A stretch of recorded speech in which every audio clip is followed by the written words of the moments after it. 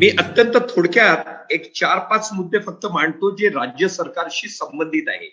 बोला. केंद्र पहिला माझा मुद्दा असा आहे की आपण ज्याचा उल्लेख केला की भारत सरकारने एमएसएमई उद्योगांसाठी 3 लाख कोटीची तारण विरहित कर्ज योजना जाहीर केलेली आहे. निश्चितच ही आनंदाची बाब आहे. मात्र आपल्याला कल्पना आहे की व्याजदर भारतात हे जास्त असतं आणि त्यामुळे जागतिक स्पर्धेत जर आपल्याला टिकून राहायचं असेल तर हे उद्योगांना अवघड आहे. त्यामुळे माझी सूचना नंबर 1 अशी आहे की महाराष्ट्र शासनाची एमएसएमई साठी इंटरेस्ट सबवेन्शन योजना आहे आणि सध्या राज्य सरकारच्या या योजने अंडर सबवेन्शन योजनेखाली फक्त 2,500 उद्योग या योजनेचा फायदा घेत आहे. सध्या राज्यात समजा 3 लाख जरी एमएसएमई उद्योग जर कार्यरत असतील आणि ज्याच्या माध्यमातून 1.5 कोटी कामगारांना आपण काम देतो, माझी सूचना अशी राहील की या अशा कठीण काळात ही महाराष्ट्र शासनाची इंटरेस्ट सबवेन्शन योजना आहे ती सर्व एमएसएमई उद्योगांना आपण एक लिमिट त्याच्यात ठेवा आणि ती आपण निश्चितपणे करू शकता याची मला खात्री आहे. माझा दुसरा मुद्दा आहे तो आहे आपण ज्याचे अध्यक्ष आहात म्हणजे एमआयडीसीचे आपण अध्यक्ष, एमआयडीसीचे आपण चेअरमन सुद्धा आहात आणि त्याचं कधी एका काळी एमआयडीसीचं मी सुद्धा चेअरमन होतो. तेव्हा माझी सूचना अशी आहे की लॉकडाऊनच्या कालावधीत अधिक 3 महिन्यासाठी एमआयडीसीचा सर्व्हिस चार्ज आपण वसूल करू नये. नंबर 2, प्रदूषण नियंत्रण मंडळाद्वारे आकारण्यात येणारा वॉटर सेस निश्चितपणे माफ करण्यात यावा. तिसरं त्याच्यात की एमएसएमई साठी 2021 या वर्षासाठी फॅक्टरी लायसन्स शुल्क हे रद्द करण्यात यावे. आणि नंबर 4, राज्य सरकार काय रद्द करावं? हे जे फॅक्टरी लायसन्स असतं, फॅक्टरी लायसन्स फी ती माफ करण्यात यावी. आणि जे आपल्याकडे अनुदान पेंडिंग आहे, ज्यांना सर्टिफिकेट मिळालेले आहेत त्यांना हे जे अनुदान आहे हे वितरित करण्यात यावं आणि वाटल्यास महाराष्ट्र शासन त्याच्यासाठी बॉन्ड्स इश्यू करू शकतील. देसाई साहेब, आपण जरी उद्योग मंत्री असलात तरी शेवटी आपल्याला कल्पना आहे की ऊर्जा खातं आपल्यासाठी अत्यंत महत्वाचं असतं आणि इलेक्ट्रिसिटी रिलेटेड माझा मुद्दा एवढाच आहे की फिक्स डिमांड चार्जेस जे आहेत, फिक्स डिमांड चार्जेस आणि मिनिमम डिमांड चार्जेस हे जे इलेक्ट्रिसिटी बिल मध्ये येतात, fix charges and the minimum demand charges जे इलेक्ट्रिसिटी बिल मध्ये येतात त्याला या 2 महिन्यासाठी तरी वेव ऑफ करण्यात यावं आणि ते सहजपणे एप्रिल मे मध्ये आपण करू शकाल. मला असं वाटतं की बाकी मुद्दे रेड्डी साहेबांनी लिहिले, इतरांच्या याच्यावर येऊ शकत नाही, पण एमएसएमई सबवेन्शन योजना आहे किंवा एमआयडीसीशी संबंधित आहे हे निर्णय आपण तातडीने घेऊ शकाल याची मला खात्री आहे. एक मुद्दा मी मांडू इच्छितो देसाई साहेब, हे व्यापार क्षेत्र हे असंघटित आहे. व्यापार क्षेत्र हे भारतात असंघटित आहे आणि यात 6 कोटी लोक काम करतात. एमएसएमई प्रमाणे यांच्यासाठी सुद्धा एक पॅकेज करण्याची आवश्यकता आहे आणि याच्यात ई कॉमर्स आणि किरकोळ व्यापारी या दोघांचाही समावेश करण्यात यावा. विशेषतः वाहनाच्या डीलरशिप मध्ये आणि त्यांचे जे सर्व्हिसिंग सेंटर असतात याच्यात महाराष्ट्रात 50 लाख लोक काम करतात, 50 लाख लोक काम करतात आणि यांच्याजवळ आवश्यकता असणारी कौशल्य, रोजगार निर्मितीची क्षमता आणि गुंतवणूक विचारात घेता ऑटो वाहन विक्री उद्योगाला सुद्धा एमएसएमईचा दर्जा देण्यात यावा अशी माझी सूचना आहे. धन्यवाद. चांगल्या सूचना आहेत आपल्या दर्डा साहेब. आपण तर उद्योग मंत्री होतात, एमआयडीसीचे अध्यक्ष होतात, त्यामुळे तुम्हाला अगदी हे सगळे बारकावे व्यवस्थित माहित आहेत आणि तुम्ही चांगल्या पद्धतीने ते मांडलेले आहेत. सूचना खरोखरच लक्ष घालण्यासारख्याच आहेत, त्याची दखल घेतलीच पाहिजे. माझं जेव्हा ह्या सगळ्या सेमिनारचं मी समारोपाचे जे काही 2 शब्द बोलीन त्यावेळेला ह्या सगळ्या प्रश्नांचं उत्तर देण्याचा प्रयत्न करतो. खूप खूप आभारी आहे. अन्य मान्यवरांच्या काही जर सूचना असल्या जी. तर त्यांनी थोडक्यामध्ये ते मांडाव्यात, त्यांची सुद्धा मी नोंद करतो. फार चांगल्या सूचना मी संजीव पेंढारकर साहेबांकडून, त्यानंतर स्वतः राजेंद्र दर्डा साहेबांकडून, चंद्रकांत साळुंखे हे तर याच्यामधले एक नेहमीच म्हणजे पुढाकार घेऊन लघुउद्योगांसाठी त्यांची बॅटिंग नेहमी चाललेलीच असते. आजही त्यांनी चांगल्या सूचना केल्या. आणि हनुमंत गायकवाड, आपल्या महाराष्ट्राच्या शेतीला आधार देण्याचे जे प्रयोग चालू आहेत त्याच्यामध्ये खरोखर अशा प्रकारचे फूड पार्क की जे एक साताऱ्याला एक ज्याचा एक आपल्याला पुढे रोल मॉडेल म्हणून सुद्धा तिकडे पाहता येईल. आणि पैठणला सुद्धा पैठण फूड पार्क कागलीवाल साहेबांचं सुरू झालेलं आहे. ही अशी जी केंद्र उभी राहत आहेत. याच बरोबरीनं आपल्याकडे नाशिक जवळ सह्याद्री फार्म्स हा सुद्धा एक चांगला प्रयोग उभा राहिलेला आहे. तर ह्या तुम्ही सर्व मंडळींनी की जी तुम्हाला एक दृष्टी आहे, एक व्हिजन आहे आणि बरंचसं इन्फ्रास्ट्रक्चर सुद्धा तुम्ही उभं केलेलं आहे, तर तुम्ही मंडळींनी खरोखर आमच्या या शेतकरी बांधवांना त्यांनी नेमकं काय पेरलं पाहिजे, काय घेतलं पाहिजे आणि त्यांना असं बायबॅक पद्धतीचं जर आश्वासन मिळालं तर नक्कीच आपला कष्टाळू शेतकरी अशी उत्पादनं काढेल की ज्यांना जगाच्या पाठीवर पोहोचवण्यामध्ये तुम्ही मदत करू शकाल. आणि तुम्ही एकटे नाही आहात, राज्य शासन तुमच्या बरोबर आहे. आता तुम्ही ही जी आल्याची सूचना केली फारच चांगली आहे. आम्ही सुद्धा तिथले जे कॉन्सल जनरल आहेत, अँबॅसिडर आहेत रशियाचे आणि तत्सम देशांचे, यांच्या माध्यमातून हे लिंकेज कसं तयार करता येईल की ज्याच्यामुळे आपले आले उत्पादक आहेत त्यांच्या मालाला तुमच्या माध्यमातून चांगला उठाव येईल. त्याचबरोबरीनं व्याजदर कमी करण्याची जी दर्डा साहेबांची सूचना आहे ती अगदी नेमकी आहे, अगदी वर्मावर बोट ठेवणारी आहे. आम्ही आता केंद्र सरकारचं जे पॅकेज आहे त्याचा अभ्यास करतो आणि त्यानंतरही उद्योगांना आणखी कोणती मदत करण्याची शासनाकडून लोकांची अपेक्षा आहे, त्या गोष्टी हेरून त्यासाठी आम्ही तजवीज करतो. ह्याच्यामध्ये हे व्याजदरासाठी काहीतरी आधार द्यावा, सपोर्ट द्यावा, हा मुद्दा फारच महत्वाचा राहील. आमच्या त्या अजेंड्यावर हा प्रमुख मुद्दा राहील. त्याचबरोबर MIDCचे सर्व्हिस चार्ज हे कमी करण्याच्या बाबतीतली सूचना आहे. प्रदूषण मंडळाचा पाणी आकार आहे, फॅक्टरी लायसन्स फी आहे. हे सगळे करण्याचे जे राज्य शासनाच्या अखत्यारीतल्या गोष्टी आहेत ते आम्ही निश्चित करू, एवढं मी या ठिकाणी सांगतो. आणि ऊर्जेच्या बाबतीत, कारण कोणताही उद्योग हा ऊर्जेशिवाय सुरूच होऊ शकत नाही आणि ऊर्जा हे एक प्रकारे कच्च्या माला इतकंच महत्वाचं अंग झालेलं आहे. आम्ही या काही दिवसांपूर्वीच ऊर्जा विभागाशी चर्चा करून फिक्स डिमांड चार्जेस आहेत ते स्थगित केलेत. त्यामुळे आता तो बोजा नाही. ऍक्च्युअल कन्झम्पशन, प्रत्यक्ष उद्योग जेवढी वीज वापरेल तेवढंच त्याला देयक येईल, बिल येईल. हा एक फार मोठा दिलासा उद्योगांच्या दृष्टीने मिळालेला आहे. मिनिमम डिमांड चार्जेसच्या बाबतीत सुद्धा काय परिस्थिती आहे मी ती तपासून बघतो. त्याला सुद्धा आवश्यकतेप्रमाणे स्थगिती दिली जाईल. दर्डा साहेबांची एक सूचना आहे की MSME बरोबरच ई-कॉमर्स किंवा व्यापार विभाग आहे याला सुद्धा समकक्ष पद्धतीने एक सांभाळलं पाहिजे. आणि खरोखरच जे आता केंद्र सरकारचं जे धोरण जाहीर झालंय त्याच्यामध्ये त्यांनी सर्व्हिस इंडस्ट्रीला उद्योगाचा दर्जा देत आहे, अशाच प्रकारची गोष्ट आहे. मग त्याच्यात व्यापार सुद्धा येतो का आणि व्यापारातले कुठले कुठले विभाग येतात हे आपण त्यांच्याशी सुद्धा थेट चर्चा करून, फार सुंदर सूचना आहे. कारण जो उद्योजक आहे, जो धाडस करून व्यापारात उद्योगात येतो, त्याचे सेवेचं स्वरूप कुठलं असलं तरी सुद्धा त्याच्यातून रोजगार निर्मिती होते आणि आपली जी अर्थव्यवस्था आहे तिला एक पुढे नेण्याची संधी मिळते.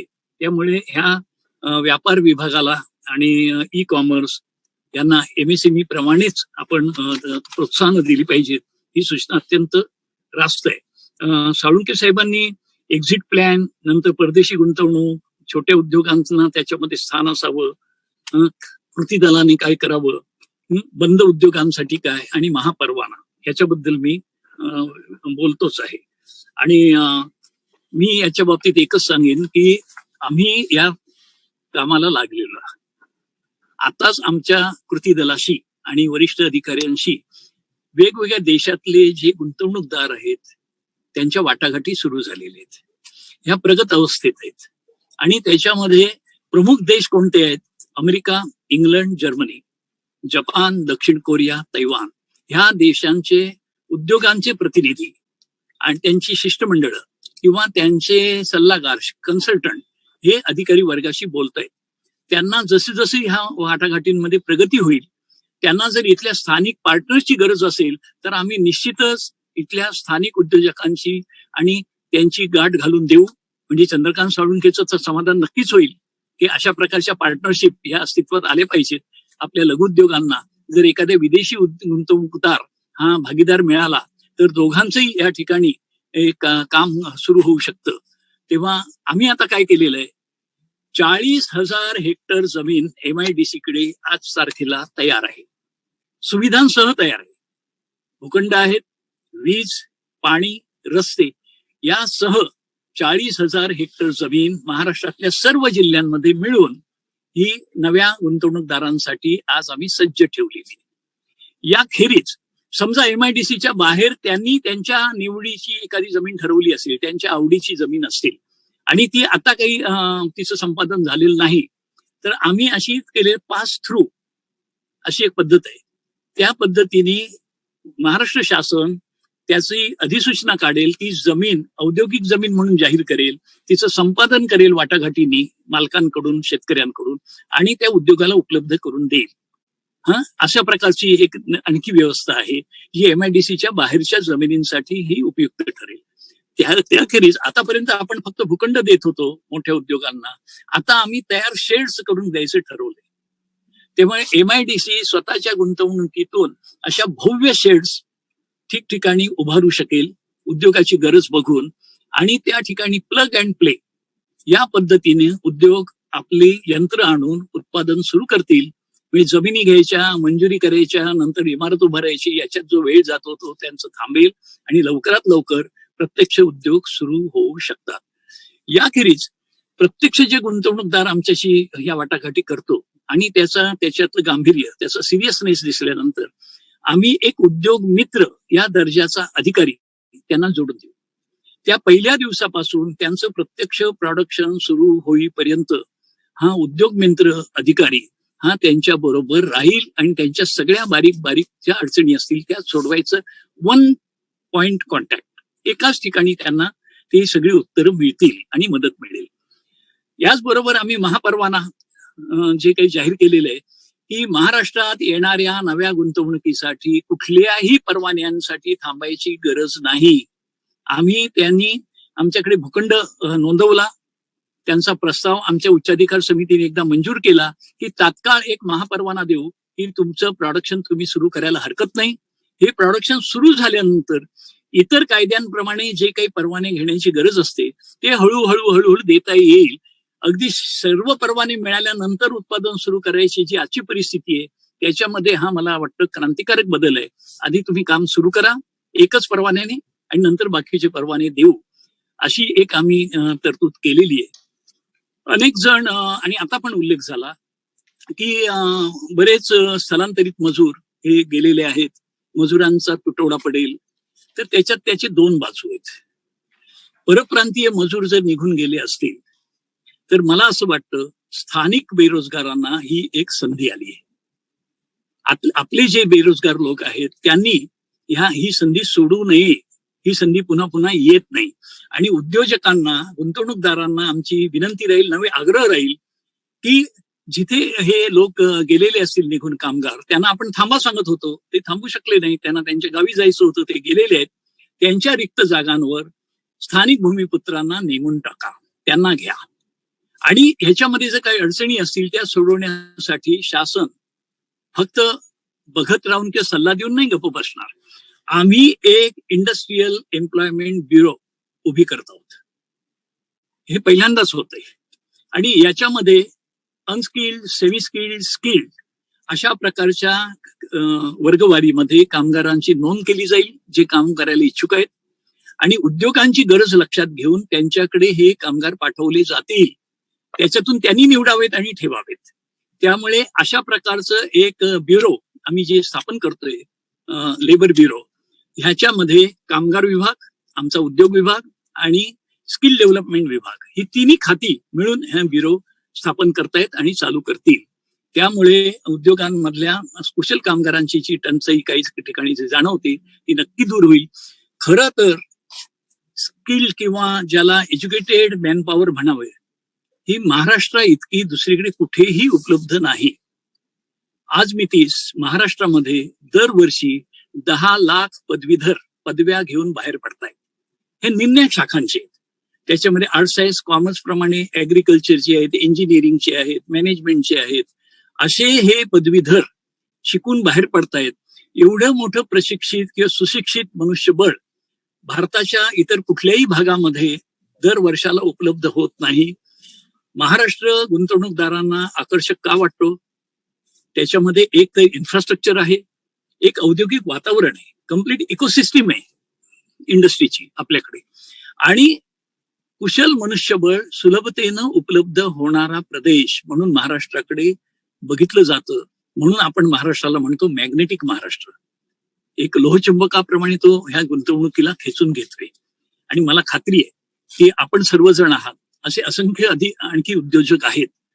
मराठमोळी हिंमत आणि आपल्या सर्वांची एकजूट, चिकाटी, याच्यामुळे आपण महाराष्ट्राला नव्या शिखरावर घेऊन जाऊ. मला तर असं वाटतं की करोनामुळे संकट आलंच, बस प्रत्येक संकटाबरोबर संधी पण येत असते. ही एक संधी आहे. अनेक देशांना गुंतवणुकीसाठी पर्याय पाहिजेत. फक्त चीन हा पर्याय असू शकत नाही आता, आणि ते भारताकडे बघतायत. आणि भारतामध्ये सगळ्यात प्रकाशित, ज्याच्यावर प्रकाश झोत आहे असा प्रदेश महाराष्ट्र आहे. आणि म्हणून आपण सर्वांनीच याच्यासाठी आता सज्ज होऊन, आम्ही उद्योग खात्याला सज्ज केलेलं आहे, आपण सुद्धा सगळे यासाठी उत्साही आहात हे बघून मला खरोखरच आनंद होतोय.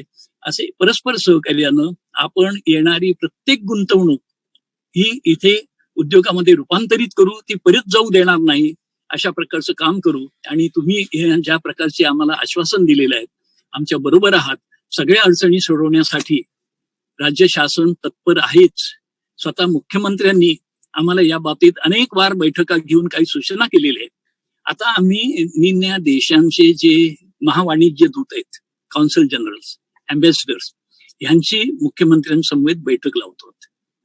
आणि त्याच्यामुळे त्यांच्याशी पण बोलून त्यांच्या मार्फत त्यांच्या देशातले गुंतवणूकदार इथे कसे येतील आणि त्यांना लागणारा जो काही पाठिंबा आहे, जी मदत आहे, सहकार्य आहे, ते कसं द्यायचं, ह्या रचनेकडे आम्ही आता लागलेलो आहोत. एकंदरीत मला असं वाटतं की करोनाच्या संकटाची भीती अनेकांच्या मनात आहे, पुष्कळांच्या सगळ्यांच्याच मनात आहे. पण त्याचबरोबर यानंतर येणारा काळ हा आपल्याला खुणावतो आहे, आणि त्यासाठी आपण ह्या अशा प्रकारच्या परस्पर संवादातून पुढे जाण्याची तयारी करू. मी आपल्या सर्वांना धन्यवाद देतो, लोकमत समूहाला धन्यवाद देतो, दर्डा साहेबांना, आणि बाकी आपण तुम्ही सर्वांनी वेळ काढून याच्यामध्ये ज्या उपयुक्त सूचना केल्यात, आणखी ज्यांच्या सूचना आहेत त्या त्यांनी संकलित करून आम्हाला द्याव्यात. एकही सूचनेकडे दुर्लक्ष होणार नाही असा मी शब्द देतो. आणि आपण आम्हाला सुद्धा नंतर काही सांगायचं असेल तेही आपल्याला सांगू, आपली काय मदत पाहिजे तेही सांगू, आणि अशा रीतीने आपण हे काम पुढे नेऊ. पुन्हा एकदा आभार मानतो आणि सगळ्यांना पुन्हा भेटण्याचं आश्वासन देतो. उद्योग मंत्री म्हणून उत्तम प्रकारे आपण आमच्या प्रश्नांची उत्तरं दिलेली आहेत. फक्त एका प्रश्नांचं बद्दल आपण यायच्या अगोदर मी बोललो होतो की आपण चीन मधून येणाऱ्या उद्योगांना आकर्षित करण्यासाठी विशेष टास्क फोर्स करतात, याबद्दल अभिनंदन. परंतु हे उद्योग टियर 2 आणि टियर 3 या शहरामध्ये कसे येतील या संबंधी अधिक प्रयत्न करणं आवश्यक आहे. आणि शेंद्रा बिडकीन, आपण आज जेव्हा उद्योग आणायचे त्यावेळेला आपण जिल्ह्याचे पालकमंत्री आहात, तेव्हा याकडे सुद्धा आपण निश्चित लक्ष घालाल, मला खात्री आहे.